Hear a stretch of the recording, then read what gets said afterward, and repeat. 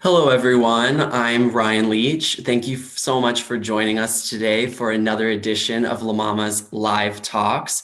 Today, we're very excited to be talking to two very well awarded arts professionals, Arthur Avilés and Charles Rice-González of BAAD, which is the Bronx Academy of Arts and Dance. And we're so excited to have both of them here today to join us for this discussion. Really quickly, I really wanted to also thank MaMa's funders and our donors who make this possible for us to have these talks. And at any point, if you'd like to donate, you can text MaMa Live to 44321. That's MaMa Live to 44321. I'd like to introduce Arthur, who is an award-winning New York Rican dancer and choreographer who was born in Queens and raised in Long Island and the South Bronx. He's the founder of his contemporary dance company, Arthur Avilés Typical Theater, and the co-founder of BAAD. And also Charles Rice-González, who was born in Puerto Rico and reared in the Bronx. He's a writer, a longtime LGBTQ activist, and the co-founder of BAAD. We're so happy to have both of them here today. So if both of you would like to introduce yourselves and just tell people about BAAD and what it's all about. Yeah, well, thank you. Thank you so much. Thank you for having us. We really appreciate it. And Charles and I started BAAD, Bronx Academy of Arts and Dance, back in 1998. And that was in the Hunts Point section of the South Bronx. And we were there for 13 years and decided to move about, I think it was like 7 years ago or something like that, to a Gothic revivalist building in the Westchester Square section of the Bronx. As we know, the Bronx is a very difficult place when dealing with COVID. There seems to be an alarming rate of people who are affected, and it is, if we feel it in our hearts and our souls. And but what's really important to us is making sure that culture is staying strong in our lives. You know, whether it be happiness or sadness, we need to break out and be creative in our lives. Yeah, and so BAAD has been doing programming, as Arthur said, since 1998.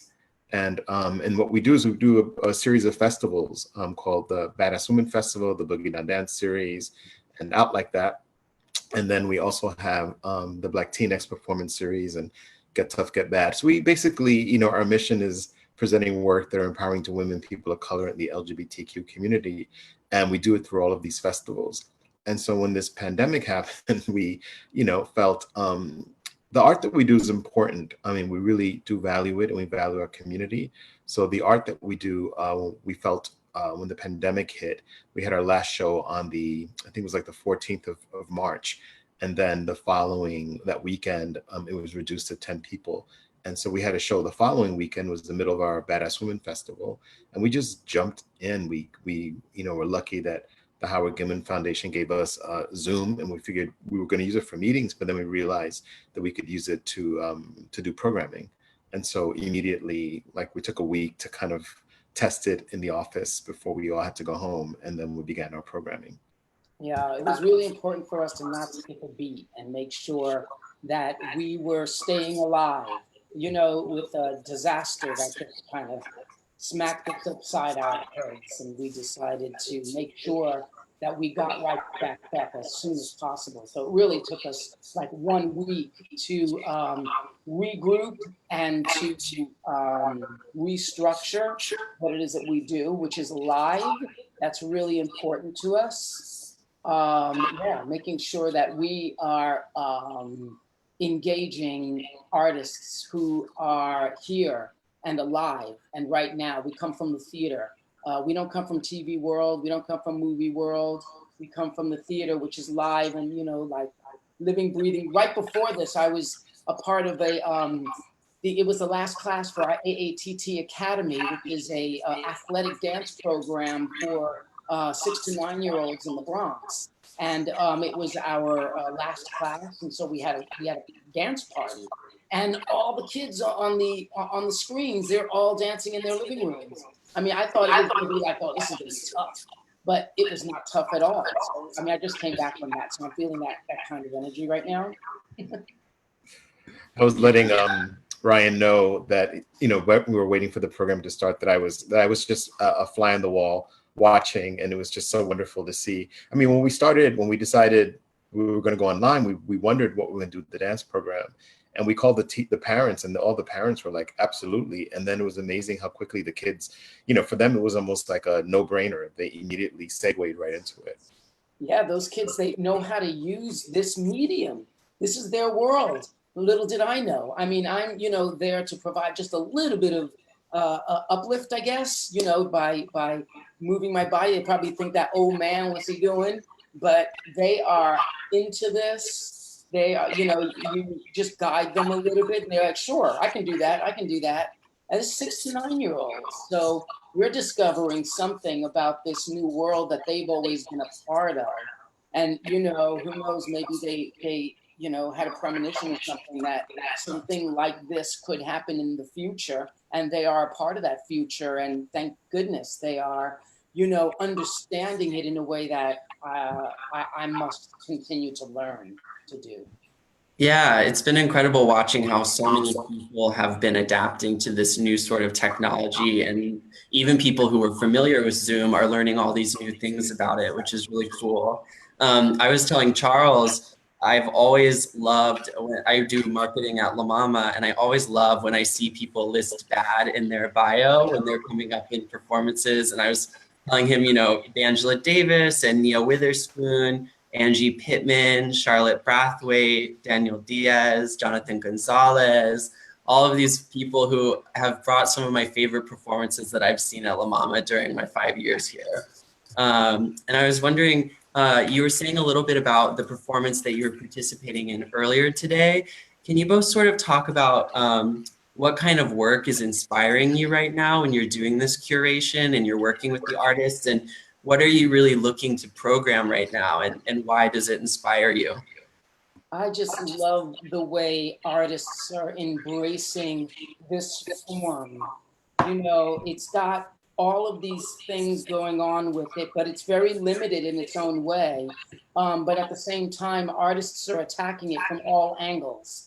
And that's what I enjoy. We just had a show that presented a really wonderful dancer, performance artist, Ro Yi, who works in objects and in shadows. And we were thinking, oh my God, this is like the, you know, perfect type of thing for this time period. She's trapped, you know, in her home, and she is like making shadows, magical shadows and cutouts and objects, and just like creating magic with all that. And that's her thing. That's what she does. But when we were able to present her, she said she felt dead, you know, at this moment, and that she really wanted a platform in order to bring forth her art.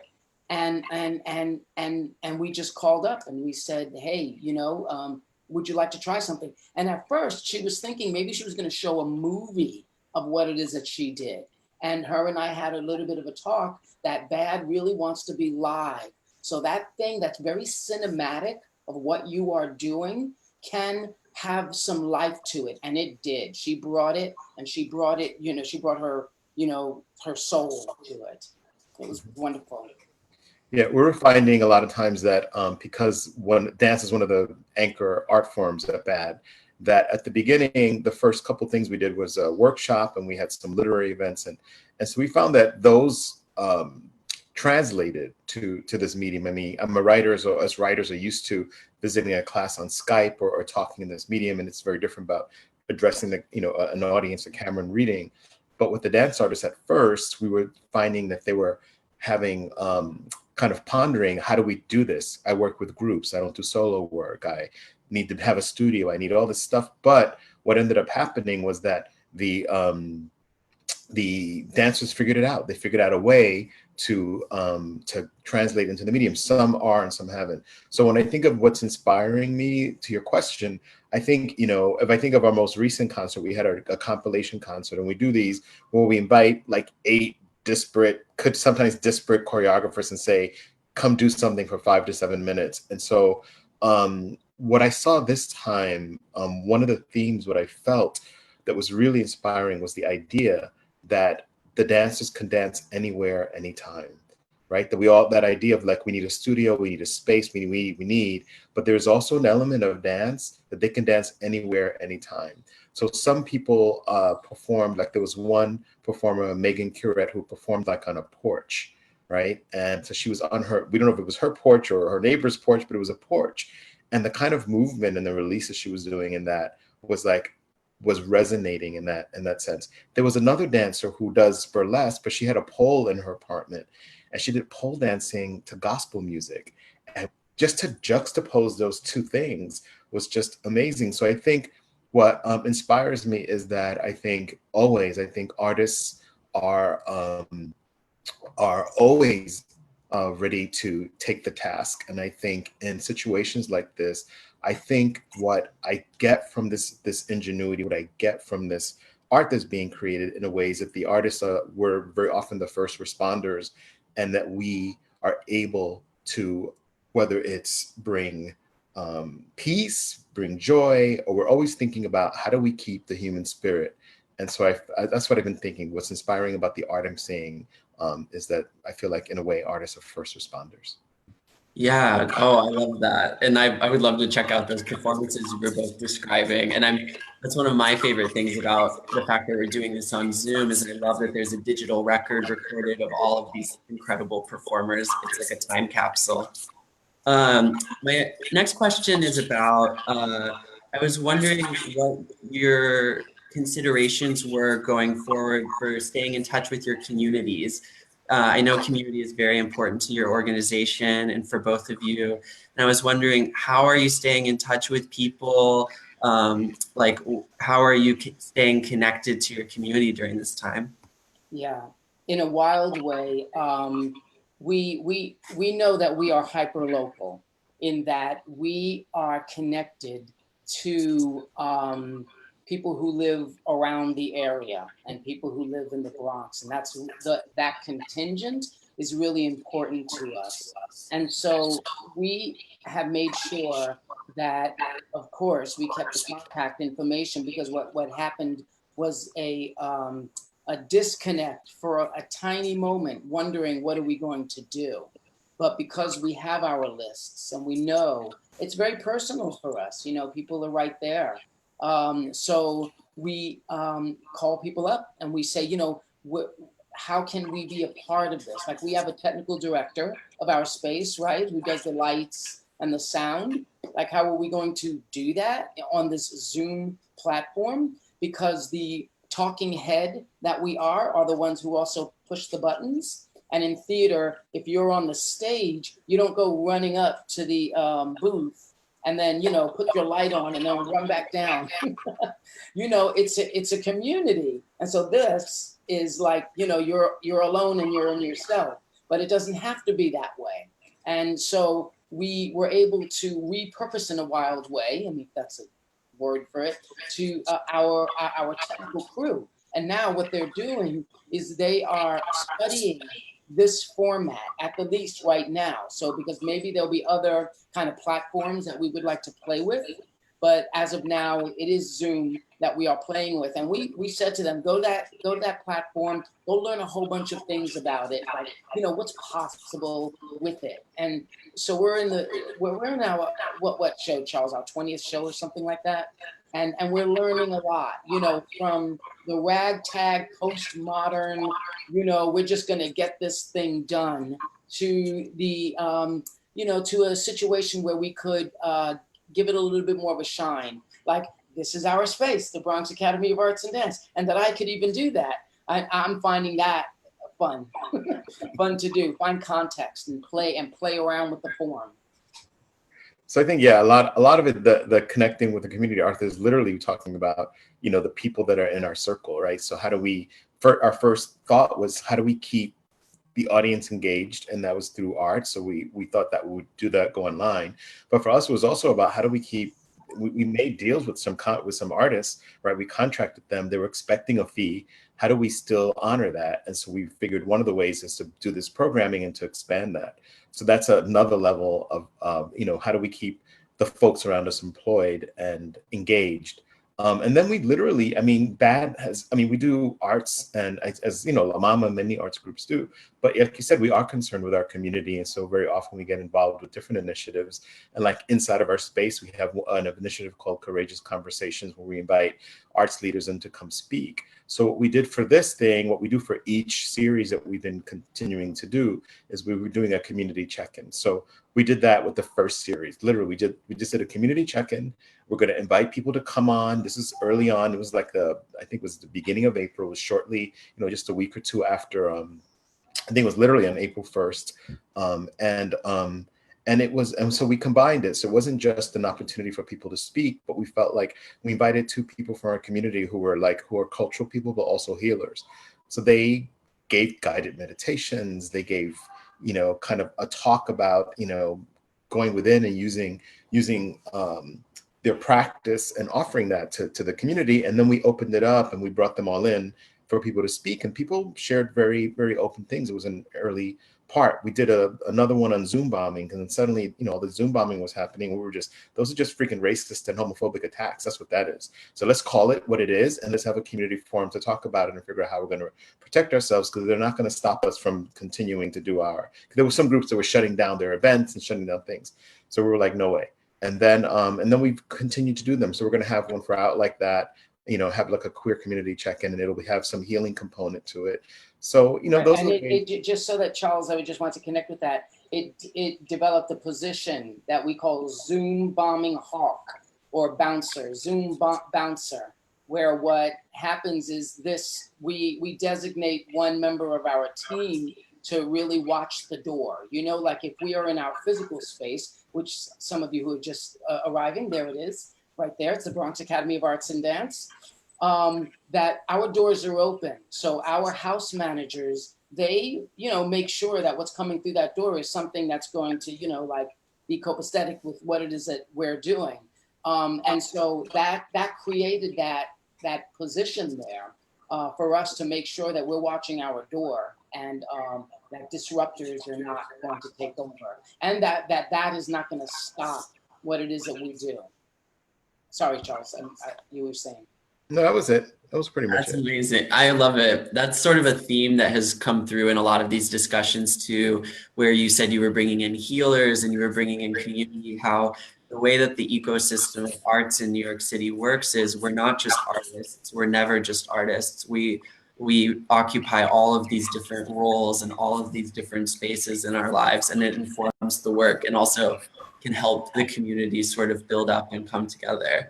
Well, I have another question, which is a difficult question, and there doesn't need to be any sort of perfect answer, but I was wondering what you two are thinking about the future. What do you think that the future looks like, and what are you planning for how we move forward? Yeah, I feel this is this move is it's a lateral move. That's the way I look at it. In the very beginning, I didn't know. We had no idea of how we were going to work in this way. And then I realized that this is an ad. This is the who we are, physical people in the world, will not change. And we've been doing that forever. And we will continue to do that. And we're good at it. And so now we've been bumped onto this other planet, and we just need to get to know that planet a little bit more, and in a wild way, our way. I love watching other people do it, and I, take little morsels from there. But I do love when I say the lateral move. Our live programs look a certain way, and we present them a certain way. So the question is, how do we keep that alive that way? BAAD it's a social justice mission statement, really. It's like some people would say there's nothing art about that. That is a space that presents works that are empowering to women, people of color, and the LGBTQ community. You know, it's just identity oriented, and it's alive. So that we want to keep that alive in these new ways of being able to give to the world. And our audiences have grown exponentially. I mean, it's crazy. We have, it's a 50-seat house. You know, it's a small children's chapel built in 1855. And it's, you know, on the property of Episcopal Church with a 19th century graveyard surrounding it. So it has an intimacy to it. And we love that. So when we go out into the big bad world, we want to be able to still be ourselves, be those, you know, those same people. And so when the audiences get bigger, you know, it becomes, you know, somewhat of a question on how we need to, you know, be out here. So yeah, and I you know, the future is a question that I think keeps evolving. I think you know, I think if you had asked us that question, you know, like 2 months ago, it would have been a different answer. I think many of us realize now, I think when I say us in the arts field, that this virtual platform, this virtual component is one that will be a part of what we do going forward. That I think, you know, we've been talking to folks like, how do you open, how do you reopening and recovery? And, you know, and I think we're going to have to figure out how to way to outfit our spaces so that a virtual component can continue. Because I think what Arthur's talking about is that, you know, there's been like great things that we've discovered. Like one is that, you know, we started finding people who had left the Bronx and left New York City and heard about this through Facebook or Instagram. And then they were able to sign in and reconnect with us. And so, you know, they were thinking, oh, and then that idea that Arthur was talking about, like, how do you create that feeling, that energy of that space and bring it onto an online platform? And I think to a certain extent, you know, I always feel like, yeah, it is a physical space, but it's also these people. You gave a list of amazing artists who have been through BAAD. And some of those artists were super young when they first came to BAAD. You know, I remember, you know, Jonathan and Anthony Rodriguez. And, you know, there was this group they called Honest Bodies, where they were calling themselves like 6 or 7 years ago, and they were all kind of out of college and they would come into our space. So how do we bring the people that people are used to coming to see, that like live in our mission and make our mission alive? So I think that was one of the ways in terms of the future, that I think that is something that has been tried and true, and we will do that. We'll keep a virtual platform. And but also, you know, there's big questions about you know, what spaces will exist, how will space exist, what's the point of having space when people are discovering a virtual space. But I think, you know, in terms of you know, I'm just going to say, you know, many, like, part of the, I don't know, I want to say social justice, but people of color, you know, poor working class people, there is this value of being together, of togetherness. And I think that doesn't get lost. I think what the virtual platform is doing is amplifying how we're able to bring the work out, how we're able to create work. And I think so. I think of it optimistically. I think the scariness is always financially with organizations. You know, organizations that are smaller sometimes can take a hit more, but sometimes are more vulnerable.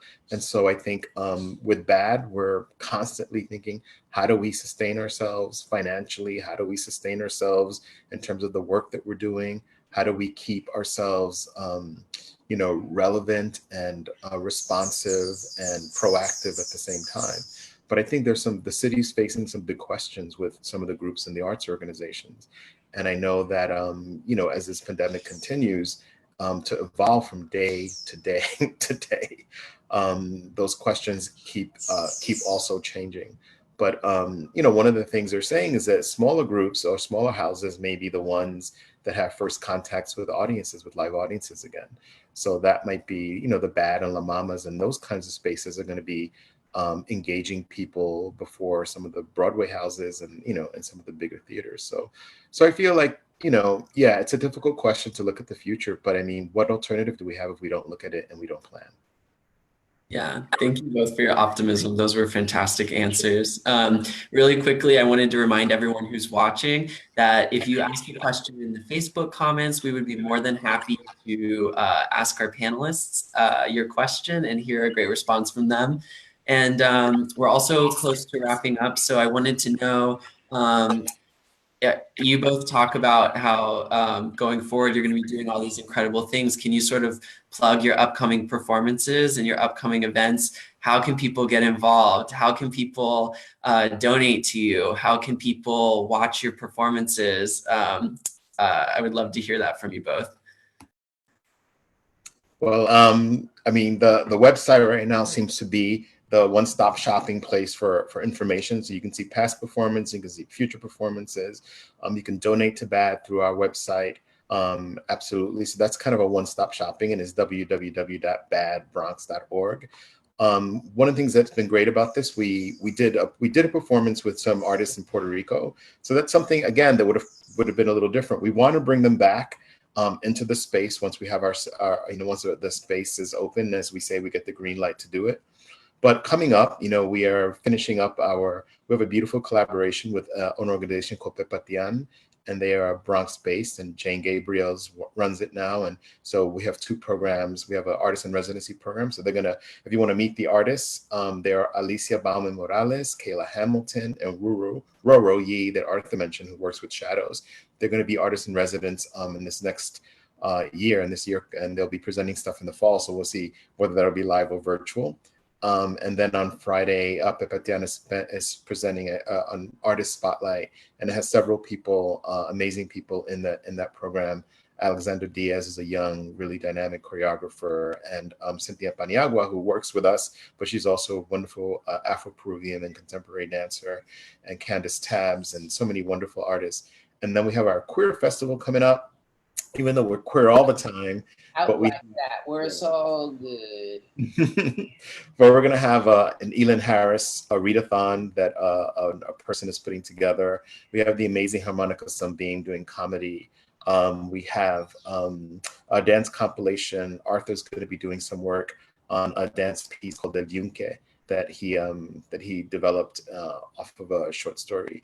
So all that stuff. I just want to say something about that. Speaking of small, intimate organizations getting out into the big wide world. That was El Yunque was one of the pieces written by Charles, and I did the choreography to it. That when we created that piece, we understood our community intimately.